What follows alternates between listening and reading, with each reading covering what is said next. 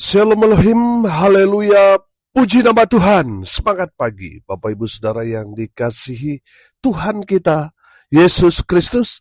Jumpa lagi bersama saya Pendeta Samuel Mabuntu dalam Renungan Pagi ke 2715 hari Renungan Pagi ini mengudara. Puji Tuhan.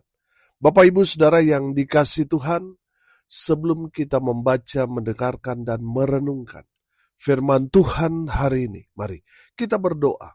Minta pimpinan Roh Kudus. Kita berdoa.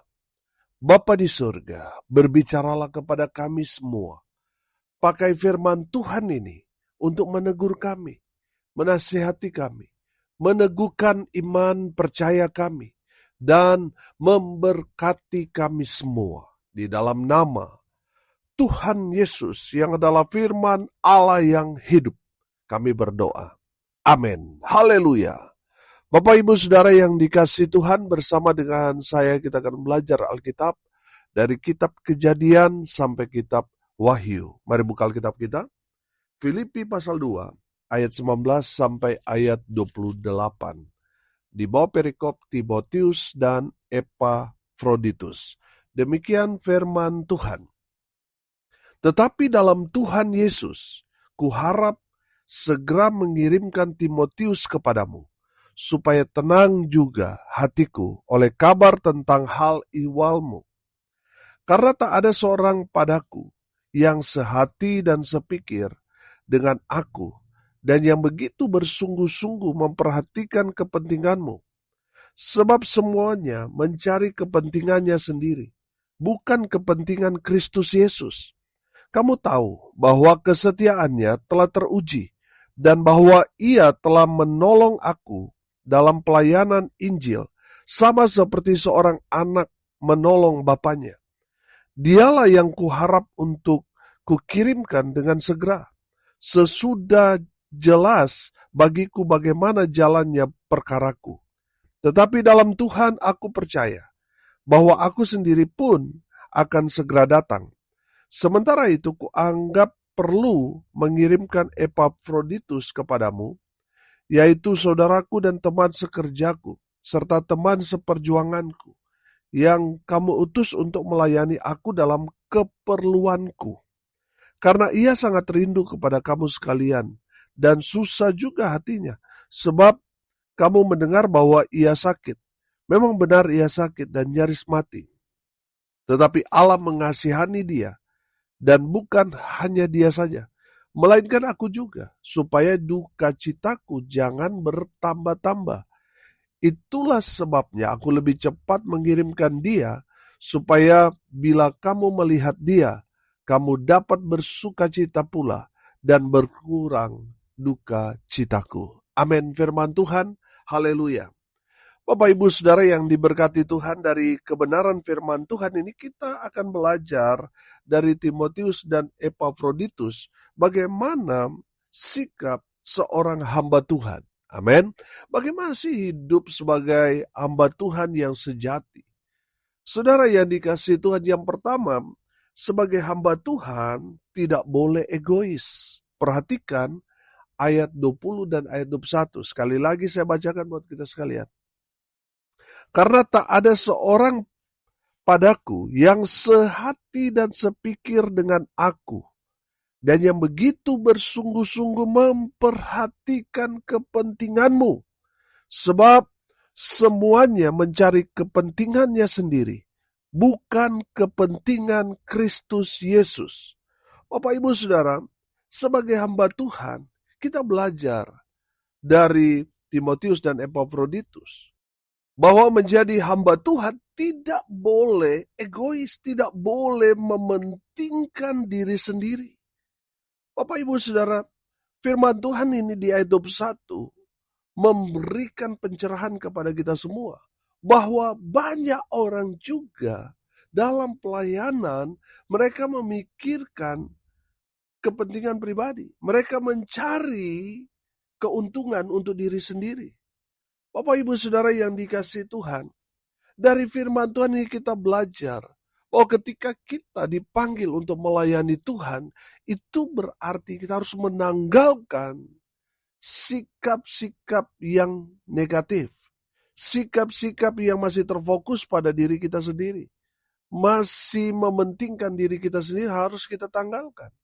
Di saat kita merespon panggilan Tuhan untuk melayani Tuhan, itu berarti kita membaktikan diri kita sepenuhnya kepada Tuhan, melakukan kepentingan Kristus, Yesus Tuhan kita.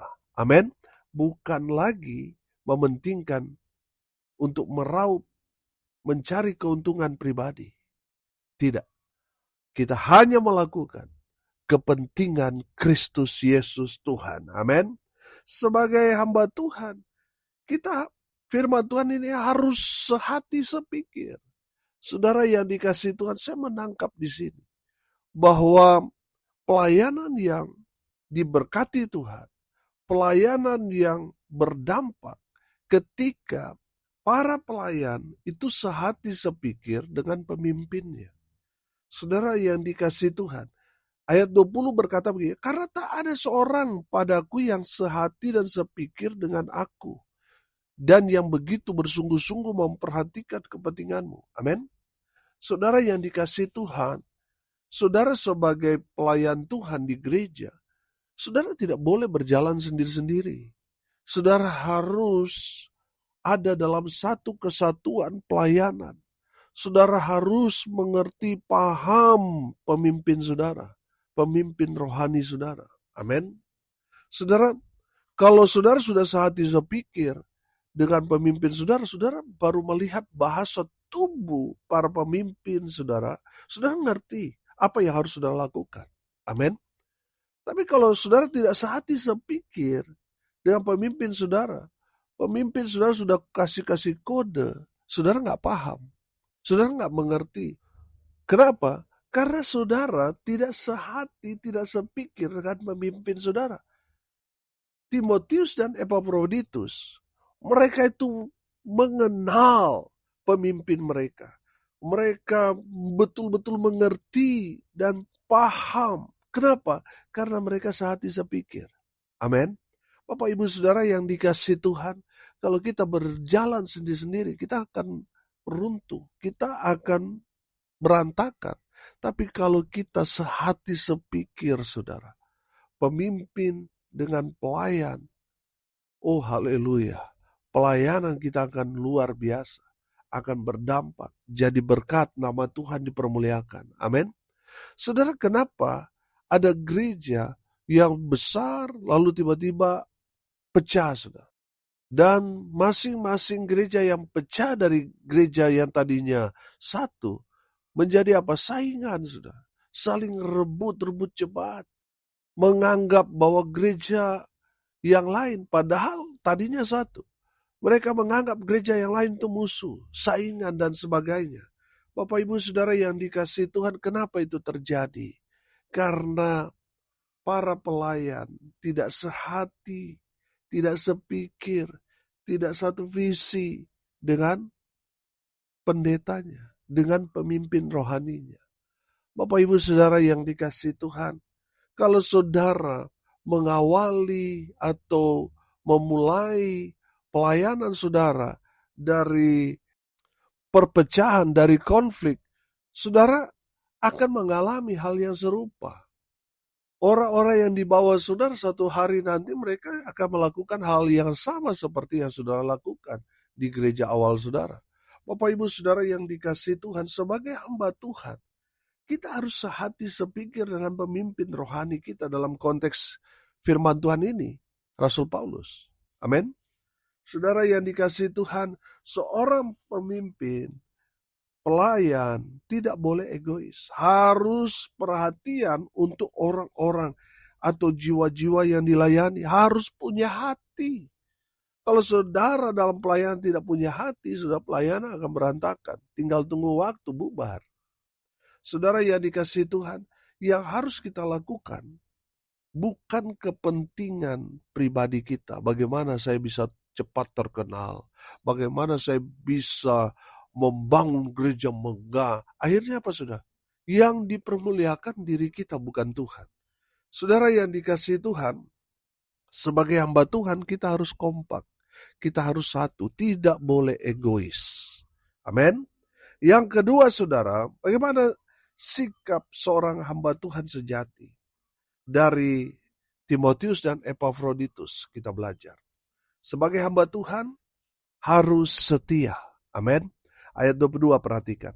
Kamu tahu bahwa kesetiaannya telah teruji dan bahwa ia telah menolong aku dalam pelayanan Injil sama seperti seorang anak menolong bapaknya. Haleluya. Bapak Ibu Saudara yang dikasihi Tuhan, dari kebenaran firman Tuhan ini, Rasul Paulus mau memberikan kepada kita pemahaman bahwa Timotius kesetiaannya itu sudah teruji. Kita tahulah konteks pada saat itu di abad-abad pertama, bagaimana kekristenan itu menjadi satu momok pada saat itu, di mana banyak orang dikejar, dianiaya, dan dibunuh. Karena apa? Karena iman Kristen mereka sangat-sangat menderita. Saudara, saya beberapa kali katakan, pada konteks zaman itu, menjadi orang Kristen itu sama seperti menandatangani di atas meterai sudah siap mati. Dan Rasul Paulus melihat bahwa Timotius dan Epafroditus sangat-sangat loyal dengan Paulus. Ada banyak orang meninggalkan karena takut mati. Akhirnya jadi pengkhianat. Tapi Timotius dan Epafroditus sudah teruji setia. Amin. Makanya firman Tuhan ini, Rasul Paulus analogikan hubungan Paulus dengan Timotius seperti bapa dan anak. Amin. Saudara yang dikasihi Tuhan, dalam pelayanan, seorang pemimpin, dia harus membangun hubungan dengan orang-orang yang dibawanya, para pelayan-pelayan Tuhan. Dia harus membangun hubungan ini, bapa rohani dan anak rohani. Amin. Saudara yang dikasihi Tuhan, hubungan yang tidak dapat disangkal. Walaupun banyak sekarang ini, banyak orang melupakan itu. Banyak orang sudah jadi durhaka, saudara, karena melupakan hubungan rohani antara bapa rohani dan anak rohani. Mereka merasa, wah ini semua karena prestasi mereka dan sebagainya. Saudara, kita harus akui bahwa kita ada sampai saat ini. Ini karena ada orang tua rohani kita, bapak-bapak rohani kita, yang membawa kita sampai saat ini. Yang dipakai Tuhan untuk memproses kita. Amin. Sehingga kita dipersiapkan jadi hamba Tuhan yang dipakai Tuhan dengan luar biasa. Saudara, seorang hamba Tuhan harus setia. Amin. Setia ikut Tuhan, setia dalam pelayanan, setia melayani, setia pada pemimpin rohani, setia pada bapa rohani. Dalam konteks ini, setia pada Rasul Paulus. Saudara yang dikasihi Tuhan, kesetiaan itu teruji melalui apa? Waktu dan penderitaan, penganiayaan. Saudara, ada banyak orang kan gak siap dianiaya, gak siap menderita. Akhirnya apa? Jadi pengkhianat. Saudara yang dikasihi Tuhan, seorang hamba Tuhan harus setia. Walaupun berat, walaupun susah, walaupun berdarah-darah, tetap setia. Amin. Haleluya. Setia ikut Tuhan, setia melayani Tuhan. Karena orang yang setia, pada akhirnya mereka lah yang tahan uji. Mereka lah yang akan mendapatkan mahkota dari Tuhan karena apa? Kesetiaan mereka. Haleluya. Yang ketiga, saudara, sikap seorang hamba Tuhan sejati. Sebagai hamba Tuhan, di ayat 25, sudah perhatikan. Sementara itu kuanggap perlu mengirimkan Epafroditus kepadamu, yaitu saudaraku dan teman sekerja, serta teman seperjuanganku, yang kamu utus untuk melayani aku dalam keperluanku. Ayat 26. Karena ia sangat rindu kepada kamu sekalian, dan susah juga hatinya, sebab kamu mendengar bahwa ia sakit. Ayat 27. Memang benar ia sakit dan nyaris mati. Tetapi Allah mengasihani dia, dan bukan hanya dia saja, melainkan aku juga, supaya duka citaku jangan bertambah-tambah. Ayat 8. Itulah sebabnya aku lebih cepat mengirimkan dia, supaya bila kamu melihat dia, kamu dapat bersukacita pula dan berkurang duka citaku. Haleluya. Saudara, sikap seorang hamba Tuhan, sebagai hamba Tuhan, kita harus jadi jawaban. Amin. Dimanapun kita berada, kita harus jadi jawaban. Jadi jawaban pemimpin, jadi jawaban dalam pelayanan di tengah-tengah jemaat, jadi jawaban dimanapun kita berada. Amin. Saudara yang dikasihi Tuhan, hamba Tuhan ya memang kita dituntut ekstra, saudara.